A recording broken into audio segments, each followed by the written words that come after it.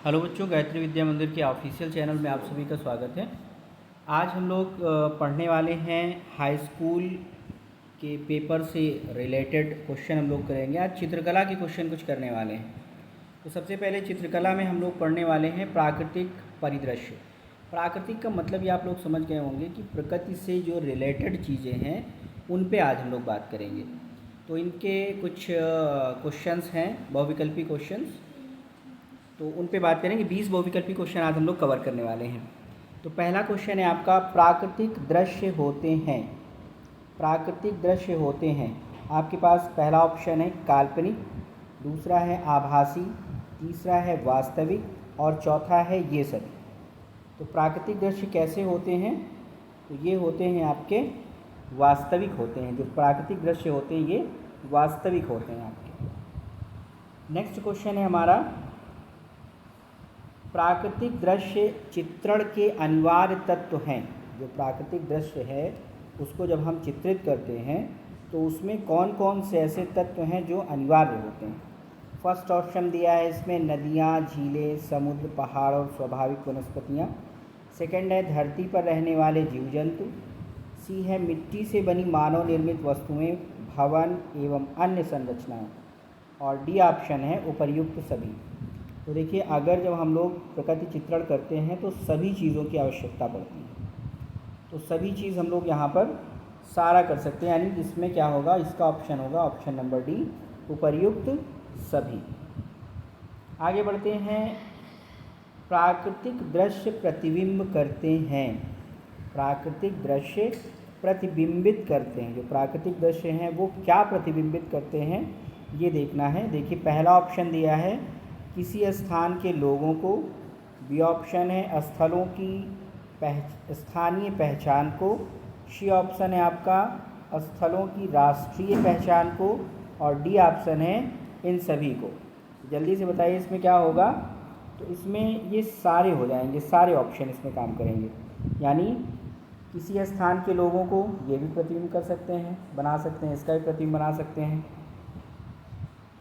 दूसरा है स्थल की स्थानीय पहचान को, इसको भी बना सकते हैं, इसको भी बना सकते हैं। स्थलों की राष्ट्रीय पहचान को यह भी बना सकते हैं। यानी तीनों ऑप्शन सही है, तो इसका क्या हो जाएगा, डी ऑप्शन, इन सभी को।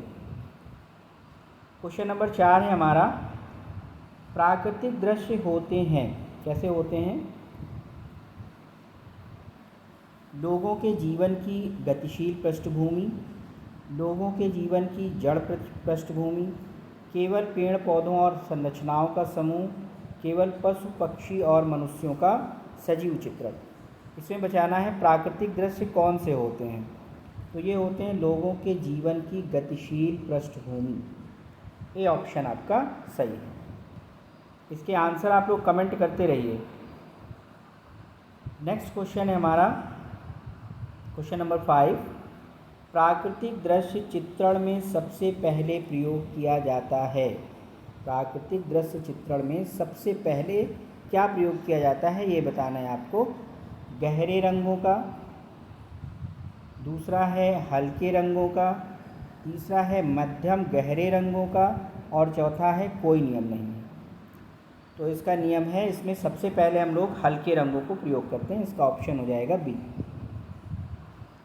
6 क्वेश्चन है, प्राकृतिक दृश्य चित्रण में सबसे अंत में प्रयोग करते हैं। प्राकृतिक दृश्य चित्रण में सबसे अंत में क्या प्रयोग करते हैं? इसके ऑप्शन है गहरे मध्यम रंग, हल्के रंग, गहरे रंग, तटस्थ रंग। तो इसमें क्या प्रयोग करते हैं हम लोग? तो इसमें प्रयोग करते हैं गहरे रंग का। सी ऑप्शन इसका सही आंसर। नेक्स्ट बढ़ते हैं हम लोग, प्राकृतिक दृश्यों में पास की वस्तु में भरते हैं। प्राकृतिक जो दृश्य होते हैं उसकी पास की वस्तु में क्या भरते हैं? धुंधले रंग, साफ और उजले रंग, गहरे और उजले रंग, धुंधले और उजले रंग। तो क्या भरा जाता है? साफ और उजले रंग, यानी रंग साफ सुथरे होने चाहिए और उजले होने चाहिए, दिखाई देने में अच्छे लगेंगे। नेक्स्ट बढ़ते हैं क्वेश्चन नंबर 8 की ओर। 8 क्वेश्चन में कह रहा है कि दूर की वस्तुएं चित्रित की जाती हैं, यानी जब दूर की वस्तुएं चित्रित करते हैं तो उसमें क्या करते हैं। ये ऑप्शन है धुंधले और गहरे रूप में, स्पष्ट और हल्के रूप में, प्रतीक रूप में, पिंड के रूप में। तो देखिए धुंधले और गहरे रूप में करेंगे कि वो धुंधला भी लगे और गहरा भी दिखाई दे। स्पष्ट हल्के में तो पास वाले जो होते हैं उनमें किया जाता है। तो इसका ऑप्शन हो जाएगा आपका ए ऑप्शन। क्वेश्चन नंबर 9 में बढ़ते हैं। साफ और उजली वस्तुएं दिखाने के लिए रंग का प्रयोग किया जाता है, यानी वस्तु को अगर साफ दिखाना है और उजली दिखाना है तो उसमें कौन से रंग का प्रयोग किया जाता है ये हम लोग देखेंगे। तो ए ऑप्शन है नीला, बैगनी, भूरा। बी ऑप्शन है काला, सफ़ेद, पीला। सी है लाल, पीला, नारंगी, सफ़ेद। और डी है स्लेटी, गहरा हरा, नीला। 4 ऑप्शन है, चारों में से कौन सा ऑप्शन सही होगा? ये सही हो जाएगा आपका सी ऑप्शन, लाल, पीला, नारंगी, सफ़ेद। ये 4 हैं रंग जो वस्तुओं को साफ और उजली तरह से दिखाई देते हैं। क्वेश्चन नंबर 10 है, नीला, बैगनी, भूरा आदि रंगों का प्रयोग किया जाता है। नीला, बैगनी, भूरा आदि रंगों का प्रयोग किया जाता है। किसमें किया जाता है? दूर की वस्तु के चित्रण में, धुंधली वस्तुओं के चित्रण में, अस्पष्ट वस्तुओं के चित्रण में, इन सभी के चित्रण में। तो किसमें किया जाता है? सभी के चित्रण में कर सकते हैं इसको हम लोग। डी ऑप्शन, चाहे दूर की वस्तुएं, चाहे धुंधली वस्तुएं हों, चाहे स्पष्ट वस्तुएं हों, तो ये सारे रंग सब में किए जा सकते हैं। क्वेश्चन नंबर 11 है, दृश्य चित्रण का मुख्य घटक माना जाता है। दृश्य चित्रण का मुख्य घटक कौन सा माना जाता है? रेखा को, रूप रंग को, बनावट को, इन सभी को। देखिए दृश्य चित्रण जो होता है उसमें हर चीज़ की सबका एक महत्व होता है। रेखा का भी महत्व होता है, रूप और रंग उसके भी सही होने चाहिए, बनावट भी उसकी ठीक होनी चाहिए, यानी ये सभी हो जाएंगे। तो इसमें ऑप्शन हो जाएगा आपका डी ऑप्शन। क्वेश्चन नंबर 12 है हमारा,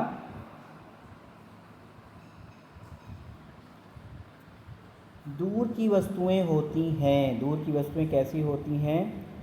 ए ऑप्शन है क्रमशः छोटी और धुंधली। बी ऑप्शन है क्रमशः बड़ी और स्पष्ट। सी है अपने वास्तविक रूप में। डी है क्रमशः बड़ी और आभासी। तो देखिए अभी थोड़ी देर पहले इसी तरह का क्वेश्चन आया था कि दूर की वस्तुएं कैसी होती हैं, तो ये होती हैं क्रमशः छोटी होती हैं और धुंधली दिखाई देती हैं। तो ए ऑप्शन इसका सही आंसर हो जाएगा, राइट आंसर।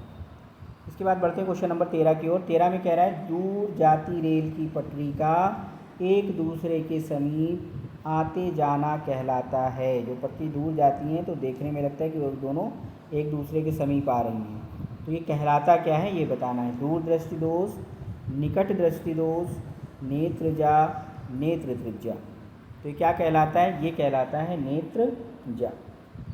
ये प्राकृतिक दृष्टि से बहुत महत्वपूर्ण क्वेश्चन है आपके 20 क्वेश्चन। क्वेश्चन नंबर 14 पे बढ़ते हैं। प्राकृतिक दृश्य चित्रण प्रायः किया जाता है। प्राकृतिक दृश्य चित्रण प्रायः किया जाता है ऊर्ध्वाधर रूप में, क्षैतिज रूप में, गोलाकार में, मिले जुले रूप में। तो किस में किया जाता है? ये किया जाता है क्षैतिज रूप में। क्वेश्चन नंबर 14 का बी ऑप्शन। 15 में है, दृश्य में समावेश होना चाहिए। जो दृश्य है उसमें क्या चीज़ें, किन चीज़ों की समाहिता होनी चाहिए? पहला है काल्पनिकता, कृत्रिमता, जड़ता, यथार्थता। तो इसमें क्या होगा? यथार्थता होनी चाहिए चित्र में। काल्पनिकता तो कविताओं में होती है। आगे बढ़ते हैं हम लोग क्वेश्चन नंबर 16 की तरफ। 16 में कह रहा है कि कला में कितनी मूल आकृतियाँ होती हैं। कला में कितनी मूल आकृतियाँ होती हैं? 2 हैं, 3 हैं, 4 हैं, 5 हैं। तो कला में कितनी मूल आकृतियाँ होती हैं? ये होती हैं 5, option number D. Question number 17 में कह रहा है कि कला की 5 आकृतियों में सम्मिलित हैं। कला की 5 आकृतियों में सम्मिलित हैं। वर्ग और आयत, त्रिकोण, वृत्त और दीर्घवृत्त, ये सभी।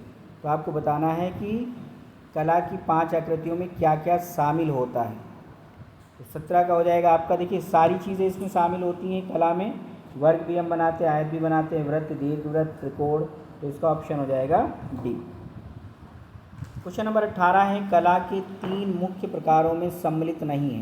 वो कौन सी चीज़ें हैं जो कला के 3 मुख्य रूपों में सम्मिलित नहीं होती हैं?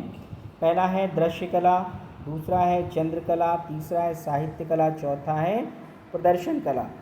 तो 18 का हो जाएगा आपका चंद्रकला। चंद्रकला तीनों मुख्य प्रकारों में सम्मिलित नहीं होता है। क्वेश्चन नंबर 19 है हमारा, स्वयं द्वारा वर्णित दृश्य संरचना में होता है। स्वयं द्वारा वर्णित दृश्य संरचना में क्या चीज़ें होती हैं ये देखना है। पहला है लक्ष्य, संघर्ष, आपदा, ये सभी। तो उसमें लक्ष्य भी दिखाया जाता है, संघर्ष भी होता है, आपदाएं भी दिखाते हैं। तो क्या हो जाएगा, ये सभी ऑप्शन हो जाएगा, option number B. Question number 20 है हमारा, आजकल दृश्य कला में सम्मिलित मानी जाती हैं। दृश्य कला में कौन सी चीज़ें सम्मिलित मानी जाती हैं? ललित एवं हस्तकलाएँ, चित्रकला, मूर्ति एवं वास्तुकला, फोटोग्राफी एवं चलचित्र। तो इसका सही ऑप्शन हो जाएगा आपका ये ऑप्शन, ललित एवं हस्तकलाएँ। तो इस तरह से आपके हमने 20 क्वेश्चन कंप्लीट कर दिए और हर सब्जेक्ट की सीरीज़ इसी तरह से आपकी चलती रहेगी। जैसे अभी इसके क्वेश्चन अभी हुए हैं प्राकृतिक दृश्य चित्रण से रिलेटेड। अब इसके बाद आलेखन कला से रिलेटेड इसके क्वेश्चन दिए जाएंगे। डेली 20 क्वेश्चन, 50 क्वेश्चन, ये क्वेश्चन आपके डेली आएंगे। तो आप लोग इसका रिवीजन करते रहिए। ये सारे महत्वपूर्ण क्वेश्चन हैं आपके। धन्यवाद।